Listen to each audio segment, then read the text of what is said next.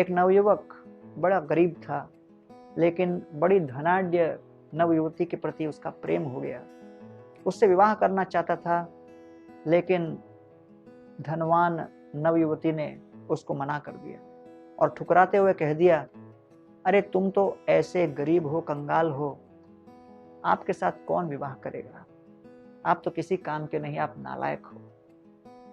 ऐसा कह के वो वहां से चली गई।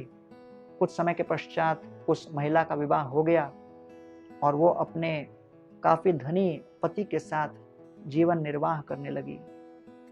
तभी कुछ दिनों के पश्चात वो फिर इस नौजवान को मिली जो उससे विवाह करना चाहता था उसकी जवानी में। नौजवान ने अभी भी विवाह नहीं किया था, तो उसको देखकर ये महिला कहती है, अरे तुम फिर, क्या हुआ? कुछ हुआ क्या जीवन में? तो बोले, नहीं, आपने मुझे ठुकरा दिया, उसके बाद मैंने विवाह नहीं किया।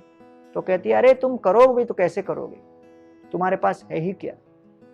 मेरे पति तो इतने बड़े करोड़पति है कि पूछो नहीं। कितना कुछ मुझे देते हैं, कहां कहां घुमाते हैं, कितना आलीशान जीवन में जी रही हूं। तभी अचानक उनके पति वहां पर आ गए और पति ने पत्नी को देखकर कहा, अरे आप इनसे बात कर रही हो? इनको आप जानती हो? ये तो मेरे मालिक हैं, हमारी कंपनी के मालिक। इनकी नौकरी में मैं लगा हूं।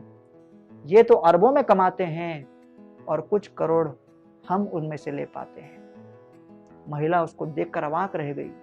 फिर पति आगे बोलते हैं, सुना है जवानी में ये भी किसी से प्रेम किया करते थे, फिर विवाह नहीं हो पाया, इसलिए अभी तक अविवाहित हैं, लेकिन इनके चरित्र को मैं दाग देता हूं और इनके प्रति मैं बड़ा कृतज्ञ हूं।